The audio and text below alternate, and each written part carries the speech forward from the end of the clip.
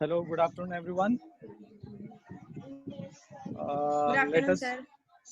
let us revise few things. हमने दो lectures में जो सुना था उसको थोड़ा रिवाइज करते हैं और उसके बाद आज थोड़ा आगे बढ़ेंगे, ठीक है।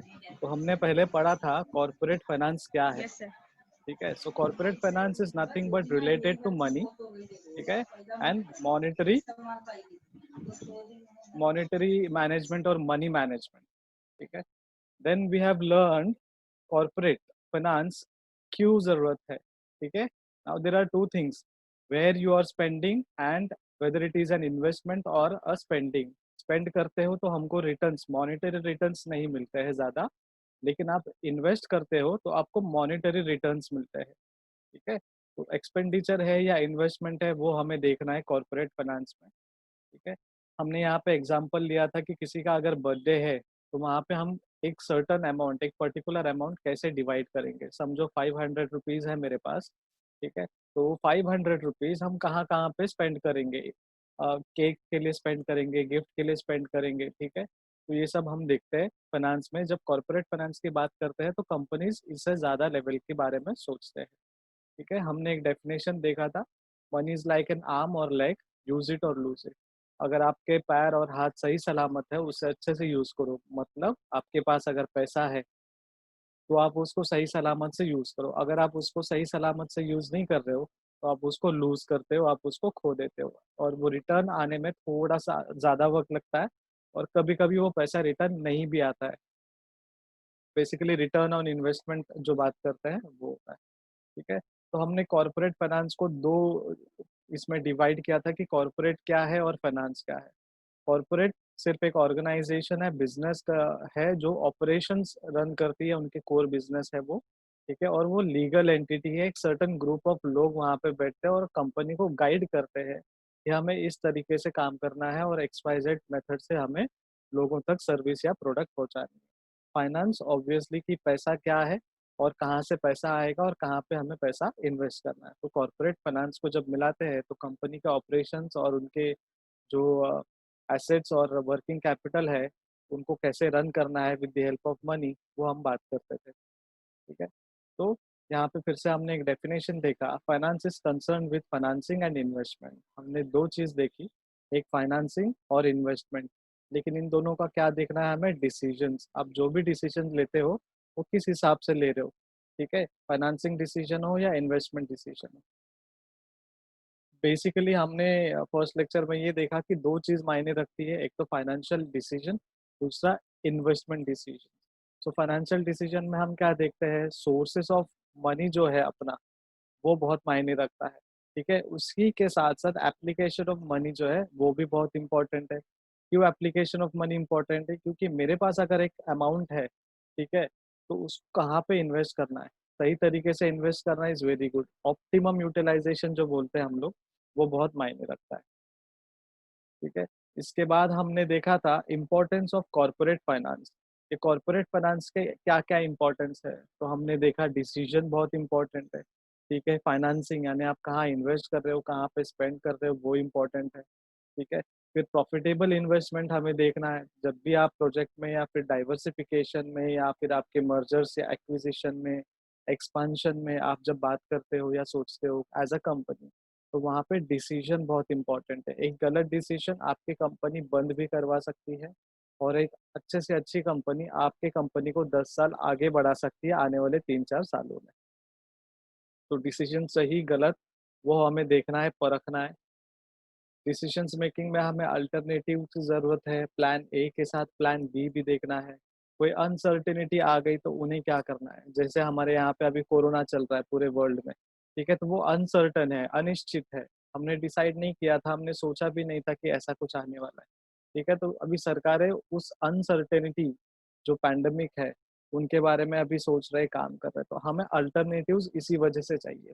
कॉन्सिक्वेंसेस के बारे में सोचना है कि डिसीजन लिया तो कितने ज़्यादा हमें उसके नतीजे भुगतने पड़ते हैं, ठीक है। फिर रेजिंग कैपिटल के बारे में हमने बात की कि ये कैपिटल कहाँ से आएगा, हमें ये फंडिंग कहाँ से आएगा, शॉर्ट टर्म होगा, बोरोड फंड्स होगा, लेंडिंग अपने रिटेन प्रॉफिट होंगे, ग्रांट्स एंड फंडिंग होंगे, शेयर्स इशू करना है, शेयर कैपिटल से लाना है, डिबेंचर से लाना है, वेंचर कैपिटल से लाना है। तो ये सारे सोर्सेस ऑफ कैपिटल्स की हमने बात की थी। उसके बाद हमने ये भी देखा था कि कॉर्पोरेट फाइनेंस में रिसर्च बहुत मायने रखता है। अगर आपका रिसर्च बहुत अच्छा है, ठीक है, तो आपकी कंपनी बहुत आगे जाएगी। अब ये रिसर्च क्यों करना है? समझिए मुझे कोई कॉलेज में एडमिशन लेना है, तो मुझे ये देखना पड़ेगा कि कॉलेज में इंफ्रास्ट्रक्चर कैसा है, लाइब्रेरी फैसिलिटीज़ कैसी है, अगर हमारी आफ्टरनून कॉलेज है तो हमें कैंटीन फैसिलिटीज़ है क्या? क्योंकि 9 टू 5 कोई कॉलेज होता है, 12 टू 6 कोई कॉलेजेस होते हैं। तो जैसे हम हमारे पर्सनल लाइफ में, सोशल लाइफ में रिसर्च करते हैं, वैसे ही कॉर्पोरेट्स को रिसर्च करना बहुत मायने रखता है। ठीक है, हज़ारों करोड़ों रुपए जब इन्वेस्ट करते हैं, तो आपको फूँक-फूँक के कदम रखना है और इसी वजह से रिसर्च बहुत इम्पोर्टेंट है। अब ये रिसर्च किन-किन चीज़ों में होगा? आपके ब्रांडिंग्स में होगा, आपके मार्केटिंग में होगा, आपके बिज़नेस में होगा। प्लानिंग जो करते हैं, वो भी हमें रिसर्च बेस्ड प्लान करना है, ठीक है? हमें जो भी सॉल्यूशंस निकालना है, वो भी रिसर्च बेस्ड सॉल्यूशन निकालना है। मतलब जो भी काम करते हैं, सोच समझ कर के रिसर्च के साथ हमें काम करना है। ठीक है? तो हमने ये भी देखा कि smoothness of business is important. अगर आपका बिज़नेस ऑपरेशन स्मूथ रहेगा, तो आपकी ऑर्गनाइज़ेशन चलेगी। हमने एग्ज़ाम्पल लिया था कि अभी कोरोना पैंडेमिक चल रहा है, तो हमारे घर में फाइनेंसेस की बहुत कमी है, सोर्सेज़ ऑफ इनकम थोड़ा कम हो गया है। तो क्या हमारी फैमिली स्मूथ रन कर रही है? ठीक है? तो वो कर रही है तो वेल एंड गुड, अगर नहीं कर रही है, तो वैसे ही सिचुएशन ऑर्गनाइज़ेशंस को भी आती है। ठीक है? उसके बाद हमने ये बात की थी कि कोऑर्डिनेशन बहुत ज़रूरी है अलग-अलग डिपार्टमेंट्स में। अगर कोऑर्डिनेशन होगा तो आपका फाइनेंस का जो यूटिलाइज़ेशन है वो ऑप्टिमम होगा। अगर नहीं कोऑर्डिनेशन है किसी भी डिपार्टमेंट्स में, तो आपका फाइनेंशियल वेस्टेज होने के चांसेस है। जैसे कि हमने बात की थी कि जो मार्केटिंग डिपार्टमेंट है, सेल्स डिपार्टमेंट है, उसके साथ प्रोडक्शन डिपार्टमेंट है, ठीक है? फिर एक डिपार्टमेंट होता है जो आपके रॉ मटेरियल्स परचेज़ करता है अगर आप कोई प्रोडक्ट प्रोड्यूस कर रहे हो। इन सब के बीच में तालमेल होना बहुत ज़रूरी है। एक-दूसरे के साथ मनमुटाव होगा या फिर कोऑर्डिनेशन नहीं होगा और हम सोचेंगे कि हम क्यों आगे बढ़कर उन्हें हेल्प करें या कोऑर्डिनेट करें। इस वजह से आपके जो एम्प्लॉइज़ हैं, लेबर्स हैं, वो टाइम भी वेस्ट करते हैं ऑर्गनाइज़ेशन के, साथ ही साथ में आपके मॉनेटरी वेस्टेज भी हो जाता है, जिसका रिटर्न्स नहीं आता है बेसिकली। हमने बाद में बात की थी कि अगर फाइनेंसिंग होगा, फंडिंग्स होंगे हमारे पास, तो डाइवर्सिफ़ाई कर सकता है बिज़नेस। अगर मैं एक मोबाइल कंपनी हूँ, सिर्फ़ मोबाइल कंपनी मोबाइल मैन्युफैक्चर करते हैं हम लोग, लेकिन मुझे अभी मा डाइवर्सिफ़ाई करना है। डाइवर्सिफ़ाई मतलब हमें कुछ नए बिज़नेस में जाना है। तो हमने क्या किया, सिम कार्ड्स मैन्युफैक्चरिंग का काम कर दिया और हमने टेलीकॉम इंडस्ट्री में का पैर रखा। पहले सिर्फ़ मोबाइल बनाते थे, अब हम सिम कार्ड्स भी आपको देंगे। ठीक है? सेम इंडस्ट्री है लेकिन प्रोडक्ट अलग है। वैसे ही अलग-अलग ऑर्गनाइज़ेशंस अलग-अलग डाइवर्सिफ़ाई करते हैं। कोई कार मैन्युफैक्चरिंग कंपनी है, तो वो क्या करती है, टायर्स मैन्युफैक्चरिंग में भी जाते हैं। कोई और एक्स्ट्रा बिज़नेस करता है वो। ठीक है? तो फंडिंग होंगे, आपके पास फाइनेंस होगा तो आप बिज़नेस डाइवर्सिफ़ाई कर सकते हो। उसके बाद हमने बात की थी रिस्क मैनेजमेंट की। फंडिंग्स हमारे जो है वो प्रॉपर्ली मैनेज होने चाहिए। अगर आपके पास फंडिंग्स नहीं है तो आपके आने वाले जो भी रिस्क है, ठीक है?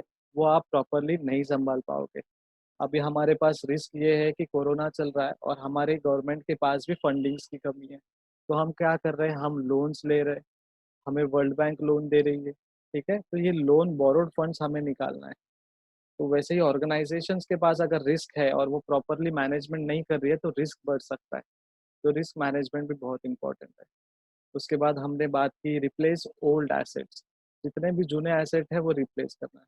अब ये रिप्लेस क्यों करना है? ये बहुत इम्पोर्टेंट है क्या? तो ये इम्पोर्टेंट है, लेकिन डिपेंड करता है कि आपकी ऑर्गनाइज़ेशन किस सेक्टर में काम कर रही है, कौन से फील्ड में काम कर रही है, ठीक है? अगर आप मैन्युफैक्चरिंग में हो, आपके सेम बिज़नेस करने वाले दूसरी कंपनी जो है, वो 1 दिन में 1000 यूनिट प्रोड्यूस कर रही है और आप 1 दिन में सिर्फ 500 कर रहे हो। आपका मैन्युफैक्चरिंग जूना है, उनका मैन्युफैक्चरिंग प्रोडक्ट या एसेट नया है। तो इसीलिए दुनिया के साथ चलने के लिए हमें अपने एसेट्स को अपग्रेड करना पड़ेगा। जैसे हम अपने मोबाइल डिवाइस को, अपने घर के गैजेट्स को अपग्रेड करते हैं, वैसे ही हमें अपग्रेड यहाँ पे करना पड़ेगा।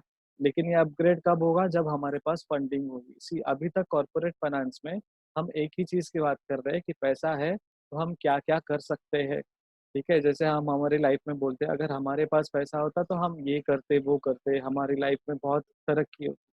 वैसे ही बिज़नेस में अगर फंडिंग्स है, पैसा है, तो तरक्की होनी है। हमें फिर ये भी देखना है कि फंडिंग्स आने के बाद पेमेंट्स कैसे करने हैं, ठीक है? हमने जो बोरोड फंड्स लिया उसका इंटरेस्ट हमें पे करना है। हमारे जो ओन्ड फंड्स है, शेयर होल्डर्स है, हमारी जब अर्निंग्स अच्छी होंगी तो उन्हें डिविडेंड भी पे करना पड़ेगा, ठीक है? तो ये पेमेंट्स की भी बात की थी हमने। हमने टैक्सेस की बात की, अगर प्रॉफिट अर्न करते हैं तो हमें गवर्नमेंट्स को टैक्स पे करना पड़ता है। ये सारी चीज़ें हमें बहुत अच्छे से सोच समझ करके डिसीजंस लेनी है। तो आज हम लोग नया कुछ चीज़ बात करेंगे, थोड़ा आगे बढ़ेंगे, ठीक है? आज हम देखेंगे कैपिटल रिक्वायरमेंट में, ठीक है? हमने अभी तक देखा था कि कॉर्पोरेट फाइनेंस देखा था, ठीक है? और उसमें कैपिटल रिक्वायरमेंट अभी हम बात कर रहे हैं। अब ये कैपिटल रिक्वायरमेंट क्या है? कैपिटल रिक्वायरमेंट मतलब हमें जो पैसा चाहिए, वो किन चीज़ों के लिए चाहिए, ठीक है? तो यहाँ पे 2 चीज़ है, एक तो आपके पास है फिक्स्ड कैपिटल, ठीक है? उसके बाद आपके पास है वर्किंग कैपिटल। ठीक है, पहले देखते हैं capital investment in in investment terms is money to finance the purchase of equipment, supplies and products. When you buy new equipment the money spent is called capital. तो ये कैपिटल रिक्वायरमेंट की क्यों जरूरत है? हमें परचेज ऑफ इक्विपमेंट्स करना है, ठीक है? हमें जो भी सप्लाईज लाने हैं, रॉ मटेरियल्स लाने हैं, उसके लिए हमें करना है, ठीक है? हमें जो भी डे टू डे कैपिटल्स है, वर्किंग कैपिटल्स है, उन्हें भी ध्यान रखना है, ठीक है? हमें ये भी देखना है कि हमारा जो फिक्स्ड एसेट है वो सही चल रहा है और हमारी जो डेली वर्किंग कैपिटल है वो भी अच्छे से चल रही है। अब देखते हैं फिक्स्ड एसेट वर्किंग कैपिटल थोड़ा डिटेल में, ठीक है? सो बेसिकली कैपिटल रिक्वायरमेंट मतलब हमें वो पैसा की ज़रूरत है जिनके लिए हम स्पेंड करना चाहते हैं। अब वो स्पेंडिंग फिक्स्ड एसेट हो या वर्किंग कैपिटल। तो फिक्स एसेट्स में क्या-क्या आते हैं हमारे पास? लैंड हो गया, कंपनी के बिल्डिंग्स हो गए, फैक्ट्रीज हो गए, फर्नीचर्स हो गए, इक्विपमेंट्स हो गए, मतलब वो सारे एसेट्स जो हमारे कंपनी में फिक्स्ड है, जो बहुत लॉन्ग टर्म के लिए चलते हैं। जैसे कि हमारी कंपनी की बिल्डिंग है, अगर हमने 2020 में कंपनी की बिल्डिंग में ऑपरेशंस या बिजनेस चालू किया, तो सोचिए उसको कम से कम 15-20 साल लगेंगे वहाँ से हमें हटने के लिए, क्योंकि एक कंपनी के बिल्डिंग के ऑफिस सिस्टम को चेंज करना कोई ईज़ी काम नहीं है। अगर कंपनी मैन्युफैक्चरिंग इंडस्ट्री है और उन्होंने कोई लैंड लिया है, ठीक है? और यहाँ पे हमने अपना मैन्युफैक्चरिंग का काम चालू किया है, ठीक है? लेकिन ये मैन्युफैक्चरिंग का काम हम क्या हर 2 या 3 साल में चेंज कर सकते हैं क्या? नहीं, इसको करीबन 10 से 15 साल जब हम लोग रखते हैं, तो हम इसे कहते हैं land and building that is fixed asset, ठीक है? फैक्ट्रीज़ जो हम बोल रहे थे मैन्युफैक्चरिंग यूनिट्स की, ठीक है? तो ये फैक्ट्रीज़ के बारे में है। फर्नीचर जो है हमारे पास वो भी फिक्स्ड एसेट्स में आते हैं। इक्विपमेंट जो अलग-अलग इक्विपमेंट लगती है हमारे पास। तो हम कैपिटल जो बात कर रहे थे, ठीक है, कैपिटल रिक्वायरमेंट की जो बात कर रहे थे, ये रिक्वायरमेंट 2 तरीके के लिए है, फिक्स्ड एसेट रिक्वायरमेंट और वर्किंग कैपिटल रिक्वायरमेंट। और जब फिक्स्ड एसेट्स की बात करते हैं तो land, building, factories, furniture, equipments, ये सारी चीज़ें आती है। अब working capital, cash available for day to day operations. बस ये ध्यान में रखना है हमें कि वर्किंग कैपिटल मतलब थियोरेटिकली ये बात बोल रहा है कि जो भी कैश अवेलेबल है वो हमारे डे टू डे काम में आना चाहिए, ठीक है? अगर ये वर्किंग कैपिटल हमारे पास होगा तो हमारा जो रोज़ाना काम है वो आसान हो जाएगा। अब ये रोज़ाना काम में क्या-क्या होता है? डेली एक्सपेंडिचर होते हैं, ठीक है? हमारे यहाँ पे अगर समझो हर हफ्ते कोई ना कोई मीटिंग्स होती है और उस मीटिंग्स में हम स्नैक्स, लंच या फिर कुछ ऑर्गेनाइज़ करते हैं तो वो एक्सपेंडिचर है। पेन, पेपर, पेंसिल बेसिकली स्टेशनरीज़ है, वो एक्सपेंडिचर है। हमारे पास जो फिक्स्ड एसेट व्हीकल है, टू व्हीलर है, फोर व्हीलर्स है, कंपनी के पास बड़े-बड़े ट्रांसपोर्टेशंस के व्हीकल्स है, उनके लिए जो पेट्रोल्स लगता है डेली हफ्ते में 1 बार, ठीक है? या फिर 2-3 दिन में 1 बार। ये सारी चीज़ें हमारी वर्किंग कैपिटल में आती है, ठीक है? तो ये वर्किंग कैपिटल भी इम्पोर्टेंट है। तो हमने बात की कैपिटल रिक्वायरमेंट की और कैपिटल रिक्वायरमेंट में भी हमने बात की फिक्स्ड एसेट रिक्वायरमेंट और working capital requirement. Fixed assets में हमने बात की कि हमारे फिक्स्ड एसेट्स क्या है और क्या होते हैं। वर्किंग कैपिटल में हमने बात की कि कैश जो है वो कितना अवेलेबल है और ये अवेलेबिलिटी किसके लिए है? Day to day operations, day to day खर्चों के लिए ये कैपिटल हमारे पास रिक्वायर्ड होनी चाहिए। ठीक है। अब बात करेंगे factors affecting fixed capital requirement. अब ये जो फिक्स्ड कैपिटल है हमारे पास, ठीक है, इसकी रिक्वायरमेंट क्यों है, हमें ये फिक्स्ड कैपिटल के बारे में क्यों सोचना है, और ये फिक्स्ड कैपिटल किन किन चीज़ों पे इफेक्ट करता है। तो सबसे पहले है हमारे पास नेचर ऑफ बिजनेस। ठीक है, ये जो बिजनेस का नेचर है उस हिसाब से हमें कैपिटल की ज़रूरत होती है। समझो मुझे एक मैन्युफैक्चरिंग कंपनी चालू करनी है, बहुत बड़ी मैन्युफैक्चरिंग कंपनी, तो उसके लिए मुझे लैंड लगेंगे, एसेट्स लगेंगे। एसेट्स में भी फिक्स्ड एसेट्स में हमारे पास कोई प्रोडक्ट को मैन्युफैक्चर करने के लिए हमें बड़े-बड़े एसेट्स लगेंगे, मशीन्स लगेंगे, ठीक है? उसके साथ-साथ हमें ट्रांसपोर्टेशंस के लिए कुछ एसेट्स लगेंगे। तो अगर आप बहुत बड़ा ऑर्गनाइज़ेशंस बात कर रहे हो या फिर इंडस्ट्री की बात कर रहे हो, तो हमें वो कैपिटल ज़रूरत है जिन्हें इस इन चीज़ों पे हम स्पेंड करते हैं, ठीक है? वहाँ पे इन्वेस्टमेंट भी बहुत है, ठीक है? अब ये जो फिक्स्ड कैपिटल रिक्वायरमेंट हम बात करते हैं, ये गवर्नमेंट ऑर्गनाइज़ेशंस के लिए भी होती है। क्यों होती है, या ये गवर्नमेंट हो या प्राइवेट हो, दोनों के लिए होती है, लेकिन उसका बेसिस जो है, ठीक है, नेचर ऑफ बिजनेस जो है वो इम्पोर्टेंट है। अगर आप छोटा सा स्टॉल खोल रहे हो तो उनके लिए आपको कम एसेट लगेगा, लेकिन वही कंपनी बड़ी कंपनी में कन्वर्ट होने जा रही है तो उनके लिए एसेट्स बहुत इंपॉर्टेंट है। ठीक है। सेकंड है साइज ऑफ बिजनेस, आपके ऑर्गेनाइजेशन का जो साइज है, ठीक है, वो कितना है। लार्ज स्केल ऑर्गेनाइजेशन है, मीडियम स्केल ऑर्गेनाइजेशन है, स्मॉल स्केल ऑर्गेनाइजेशन है, ये मायने रखता है। ठीक है, एक बार आपने नेचर डिसाइड कर लिया कि हमारे बिजनेस का नेचर कैसे होगा, मैन्युफैक्चरिंग इंडस्ट्री में है या सर्विस इंडस्ट्री में है। अब सर्विस इंडस्ट्री में या मैन्युफैक्चरिंग इंडस्ट्री में भी लार्ज स्केल इंडस्ट्री है, मीडियम स्केल इंडस्ट्री है या स्मॉल स्केल इंडस्ट्री है।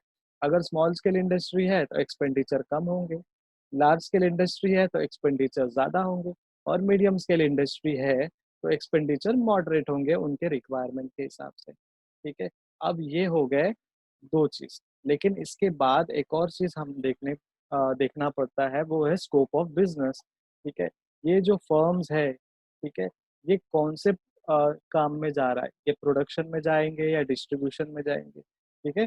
कुछ ऐसे ऑर्गनाइज़ेशन हैं जो ना प्रोडक्शन में जाते हैं, ना सर्विस में जाते हैं, उनका काम सिर्फ़ डिस्ट्रीब्यूशन होता है, ठीक है?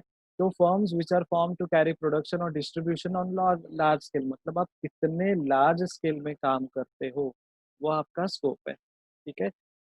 फॉर ईज़ी अंडरस्टैंडिंग, हम आफ्टर 10th हमारे पेरेंट्स जब 11th-12th के एडमिशन्स के बारे में बात करते थे, तो टीचर्स या फिर उनके दोस्तों के साथ यही पूछते थे, ये कोर्स करने के बाद स्कोप क्या है? आगे कहाँ तक बढ़ेंगे हम लोग? कितने बड़े बनेंगे? तो फिर हम डिसाइड करते कि अगर कॉमर्स लेते हो तो फिर अकाउंटेंट, सीए बनते हो। अगर आप आर्ट्स लेते हो तो कुछ और बनते हो। वैसे ही आप मैन्युफैक्चरिंग में आते हो तो आपका डिस्ट्रीब्यूशन और प्रोडक्शन में भी लार्ज होना चाहिए। अगर आप सर्विस में आते हो तो उसमें भी आपको डिस्ट्रीब्यूशन में आगे बढ़ना है। तो स्कोप क्या है, हम किस किस हद तक आगे बढ़ेंगे और उसके लिए हमारे लिए कैपिटल रिक्वायरमेंट की कितनी ज़रूरत है, वो इम्पोर्टेंट है, ठीक है? अभी हम बात करेंगे एक्सटेंट ऑफ लीज़ और रेंट, ठीक है? लीज़ का मतलब क्या है? लीज़ मतलब हमें कोई भी प्रॉपर्टी, कोई भी एसेट, कोई भी बड़ी सर्विसेज़ हम क्या करते हैं? रेंट पे लेते हैं, ठीक है? एसेट्स एक्वायर्ड ऑन रेंट और लीज़। लीज़ मतलब वो एसेट्स को हम लॉन्ग टाइम के लिए यूज़ करते हैं, जो हमारी नहीं है, लेकिन उसपे हम रेंट पे करते हैं, ठीक है? फॉर एग्ज़ाम्पल अगर हम लोग अ, कंस्ट्रक्शन बिज़नेस में हैं, हम बिल्डिंग्स कंस्ट्रक्ट करते हैं, ठीक है? लेकिन हम साल में 1 या 2 सोसाइटीज़, कॉम्प्लेक्स या फिर बिल्डिंग्स हम कंस्ट्रक्ट करते हैं, ठीक है? तो क्या उसके लिए मुझे जो बड़े-बड़े मशीन्स लगते हैं, ठीक है? सबसे अच्छा मशीन जो है जेसीबी, हम लोग सब जानते हैं। तो ये जो जेसीबी मशीन है, ठीक है? वो क्या हम एक्वायर कर लें, हमारे साल में 1-2 बार जो बिल्डिंग्स बनती है उसमें। अब वो मशीन परचेज़ करने के लिए बहुत कैपिटल लगता है। क्या उतना कैपिटल हम स्पेंड करना चाहते हैं? तो कंपेयर करेंगे, अगर वो रेंट पे लेंगे तो कितना कैपिटल लगेगा और वो परचेज़ करेंगे तो कितना कैपिटल लगेगा। अगर कोई ऐसा कंस्ट्रक्शन कंपनी है जो अभी-अभी शुरुआत हुई है, 3-4 साल हुए हैं उनको सिर्फ़ आके, तो उनके पास ज़्यादा कैपिटल नहीं है। तो ज़्यादा जब कैपिटल नहीं है तो वो क्या करते हैं, ऐसे एसेट्स को रेंट पे लेते हैं, लीज़ पे लेते हैं। अब लीज़ पे लेना भी थोड़ा ईज़ी काम नहीं है, उनके लिए भी उतना ही कैपिटल लगता है, ठीक है? लेकिन ये जो कैपिटल लगता है वो धीरे-धीरे पे करना पड़ता है हमें, जैसे ईएमआई सिस्टम है वैसे, ठीक है? तो जैसे हम घर रेंट पे लेते हैं 1 साल, 11 महीने के लिए, 2-3 साल के लिए, वैसे ही हमें वो एसेट्स को लीज़ पे लेना है। अब ये लीज़ में एक और चीज़ आती है लैंड। अगर आप कोई जगह लीज़ पर ले रहे हो, तो वो कितने साल के लिए ले रहे हो, ठीक है? अगर आपने वो रेंट पे ले ली, तो उसको पे करना बहुत इम्पोर्टेंट है, ठीक है? तो वो पे करने के लिए हमें क्या चाहिए? कैपिटल रिक्वायरमेंट और वो कौन-सी कैपिटल रिक्वायरमेंट है? फिक्स्ड कैपिटल रिक्वायरमेंट, ठीक है? उसके बाद है अरेंजमेंट ऑफ सब कॉन्ट्रैक्ट। हमारे जो कॉन्ट्रैक्ट्स है, ठीक है? उनके बाद भी कोई काम कर रहा है क्या? समझो मैं एक ऑर्गनाइज़ेशन हूँ, मैंने एक कॉन्ट्रैक्ट कर ली, ठीक है? लेकिन मैंने किसी और पार्टी को वो काम दे दिया मेरे बिहाफ़ में करने के लिए, ठीक है? देखिए, limited assets required when work the production और distribution work is given to other, ठीक है? तो हमने क्या किया, हमने काम तो लिया, हमने वो प्रोडक्शन और डिस्ट्रीब्यूशन का काम ले लिया, लेकिन हमने किसी और को दिया। हम वो काम नहीं करते, हम बस उनमें से आने वाली जो अर्निंग्स है वो शेयर करते हैं। तो जब हम कॉन्ट्रैक्ट लेते हैं, किसी और को वो काम ट्रांसफ़र करते हैं बट नाम अपना होगा और काम किसी और का होगा, तब हमें कैपिटल की बहुत कम रिक्वायरमेंट होती है, लेकिन कैपिटल की रिक्वायरमेंट होती है। उसके बाद है एक्विज़िशन ऑफ ओल्ड एसेट जैसे हमने बात की, हमें अपग्रेड होना है, ठीक है? तो ये एक्विज़िशन ऑफ ओल्ड एसेट कैसे होगा? If old asset is available at low price अगर लो प्राइस में है, तो वेल एंड गुड हमारे ज़्यादा कैपिटल नहीं जाएँगे, ठीक है? It would reduce the need of huge expenditure on fixed asset जो ज़्यादा एक्सपेंडिचर होता था वो कम होंगे। For example four wheeler car, first hand car लोगे तो आपको 6 से 7 लाख रुपए एक्सपेंडिचर करना है गवर्नमेंट टैक्सेस के साथ। अगर आप सेकंड हैंड ले रहे हो तो वही आपको 50% कम में मिलते हैं, ठीक है? फ़र्क इतना है एक ब्रांड न्यू कार होती है और दूसरी यूज्ड कार होती है। वैसे ही यहाँ पे जब एसेट्स है, ब्रांड न्यू एसेट लेते हो तो कॉस्ट ज़्यादा है। लेकिन वही यूज़्ड एसेट है बट वेल मेंटेन्ड एसेट है, उसको हम आने वाले 5 से 10 साल में यूज़ कर सकते हैं, ऐसे कंडीशन में है। तो वो एक्विज़िशन करने के लिए हमें बहुत अच्छे डिसीज़न्स माने जाते हैं क्योंकि यहाँ पे कैपिटल रिक्वायरमेंट जो है वो बहुत कम होते हैं as compare to the new product और फ्रेश प्रोडक्ट। उसके बाद एक और चीज़ है acquisition of asset on concessional rate. अब ये क्या है कंसेशनल रेट? जो ओल्ड एसेट है वो तो यूज्ड एसेट है। अब ये जो कंसेशनल रेट की बात कर रहे हैं हम लोग, ये फ्रेश एसेट्स की बात कर रहे हो या फर्स्ट हैंड एसेट की बात कर रहे हैं, ठीक है? अब देखिए कोरोना चल रहा है, अब बहुत सारे ऐसे ऑर्गनाइज़ेशन हैं जो आपको डिस्काउंटेड प्राइस में उनके प्रोडक्ट सेल कर सकते हैं, ठीक है? कर सकते हैं। क्यों? क्योंकि इतने दिन, इतने महीने 1, 2, 3 महीने जो है उनका सेल्स नहीं था। अब सेल्स को बूस्ट करना है तो लोगों को कुछ डिस्काउंट तो देना पड़ेगा। अब वो जब डिस्काउंट देते हैं, वो डिस्काउंट को हम बोलते हैं कंसेशनल रेट। अगर 6 लाख की फ़ोर व्हीलर है, वो आपको 5 लाख में दे रहे हैं विथ सम एडिशनल बेनिफिट, तो हम लोग जाएँगे, लेंगे। वैसे भी लेना ही था, ऐसे भी हमें बेनिफिशियल है, ठीक है? लेकिन कुछ लोग ऐसे होते हैं अगर कंसेशंस देंगे तो वो ज़रूर लेते हैं। जैसे डिस्काउंटेड सेल्स रहता है, ठीक है? तो वो इम्पोर्टेंट है जब हम एसेट्स को एक्वायर करते हैं एक सर्टेन कंसेशन रेट में या डिस्काउंट में, ठीक है? जो हमारे बजट में भी आते हैं। तो वहाँ पे कैपिटल रिक्वायरमेंट की ज़रूरत है लेकिन उतना नहीं जो मार्केट वैल्यू है, मार्केट वैल्यू से थोड़ा कम है। फिर कैपिटल रिक्वायरमेंट क्यों अफ़ेक्ट करता है? एक इंटरनेशनल कंडीशन जो है, उसके वजह से भी कैपिटल रिक्वायरमेंट इफ़ेक्ट करता है। ये इंटरनेशनल कंडीशंस क्या होती है? सोशल, पॉलिटिकल, इकोनॉमिकल और बहुत सारे दूसरे फैक्टर्स होते हैं। ये फैक्टर्स में हम एक क्या बोलते हैं ज्योग्राफिकल फैक्टर्स भी डाल सकते हैं। जैसे अभी हमारे पास कोरोना चल रहा है पूरे वर्ल्ड वाइड में, हमारे कंट्री में है, ठीक है? तो ये इंटरनेशनल कंडीशन है, किसी एक राष्ट्र में नहीं है, किसी एक देश में नहीं है, सब जगह है। तो यहाँ पे क्या कर सकते हैं हम लोग, जो कैपिटल रिक्वायरमेंट है पूरे देश को है, पूरे अब जितने भी वर्ल्ड में कंट्रीज़ हैं उन सबको है। तो यहाँ पे देखना है कि ये फंडिंग्स आएँगे कहाँ से अभी, कैपिटल रिक्वायरमेंट फुलफिल कैसे होंगे? तो ऐसे मौके में गवर्नमेंट्स आगे बढ़ती है और हमें लोन्स देने के लिए हाथ बढ़ाती है और हमें लोन्स देने के लिए नए-नए ऑप्शंस दिए जाते हैं। ठीक है? तो जब इंटरनेशनल कंडीशन अच्छी है, तो हम कहीं और से बोरो कर सकते हैं, लेकिन इंटरनेशनल कंडीशन अच्छी नहीं है तो भी बोरो कर सकते हैं, लेकिन वहाँ पे चार्जेस जो है बोरो करने के थोड़े ज़्यादा रहता है। तो ये फैक्टर अफेक्ट करता है हमारे कैपिटल रिक्वायरमेंट। फिर देखना है ट्रेंड इन इकोनॉमी, इकोनॉमी का ट्रेंड कैसे है, ठीक है? इन्वेस्टमेंट फिक्स्ड एसेट्स में करना अच्छा है, नहीं है? कोई ऑर्गेनाइजेशन है जो कंस्ट्रक्शन या फिर एसेट डेवलपमेंट में काम करती है, ठीक है? बिल्डिंग कंस्ट्रक्शन करती है, लेकिन इकोनॉमी का ऐसा ट्रेंड है कि आने वाले 10 सालों में लोग घर परचेज़ नहीं करेंगे, ऐसा रिसर्च बोलता है, इकोनॉमी बोलता है फॉर एग्ज़ाम्पल, ठीक है? तो क्या ये इंडस्ट्री के लिए अच्छी खबर है? नहीं, तो उन्हें कुछ ना कुछ ऑप्शन ढूँढना पड़ेगा डाइवर्सिफ़ाई करने के लिए, लेकिन वो बिज़नेस डाइवर्सिफ़ाई करने के लिए भी हमें कैपिटल की ज़रूरत है, ठीक है? तो फिक्स्ड एसेट्स में इन्वेस्ट करना है, नहीं करना है? क्या इकोनॉमिकल कंडीशन फ़ेवरेबल है, नहीं है? ये ट्रेंड हमें जानना ज़रूरी है, तभी जाके हम कैपिटल एक्वायर कर सकते हैं और कैपिटल रिक्वायरमेंट कितना है, उस बारे में हम सोच सकते हैं। तो ये जो नेचर ऑफ बिज़नेस है, तो उसके बाद पॉपुलेशन ट्रेंड है, consumer preference and competitive factor. Population trend जैसे हमने बात की थी इकोनॉमी में कि आने वाले 10 सालों में लोग परचेज़ करेंगे, नहीं करेंगे, ठीक है? उसके बाद consumer preference and competitive factor. Consumer का क्या प्रेफ़रेंस है और कॉम्पिटिशन्स कैसे है? लोगों को क्या प्रोडक्ट चाहिए? लोगों के टेस्ट एंड प्रेफ़रेंसेस क्या है और कॉम्पिटिशन कैसा है मार्केट में? ठीक है, वो देखना है। अब ये एक देखिए मैन्युफैक्चरिंग इंडस्ट्री है, अब देखिए नेचर ऑफ बिज़नेस मैन्युफैक्चरिंग, उसके लिए इतना बड़ा कंस्ट्रक्शन खड़ा करना है तो कैपिटल रिक्वायरमेंट है। Size of business is huge, ठीक है? बहुत बड़ी ऑर्गनाइज़ेशन है तो उनके लिए आप देख सकते हैं बहुत सारे बिल्डिंग्स हमने यहाँ पे खड़े किए, सबको अलग-अलग नाम दिए जाते हैं, पार्किंग लॉट्स है, रोड्स है, बसेस है, एसेट्स है, ठीक है? स्कोप ऑफ बिज़नेस भी बहुत बड़ा है।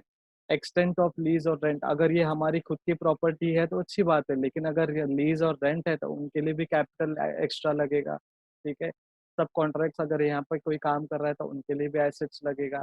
अगर ओल्ड एसेट्स को एक्वायर कर रहे हैं, ये अगर किसी और की ज़मीन है, किसी और का इंडस्ट्री है और उसको एक्वायर कर रहा है तो कैपिटल कम लगेगा, ठीक है? लेकिन ये फ्रेश ऑर्गनाइज़ेशन है कि कोई कंपनी को कंटिन्यू नहीं करना है बिज़नेस, तो वो कंसेशनल रेट पे भी हमें सेल कर सकती है, ठीक है? तो ये जितने भी पॉइंट्स हैं, ये फैक्टर्स अफ़ेक्ट करते हैं हमारे कॉर्पोरेट या कैपिटल रिक्वायरमेंट को, ठीक है? तो ये है factors affecting capital requirement. Next lecture में हम बात करेंगे factors affecting working capital requirement.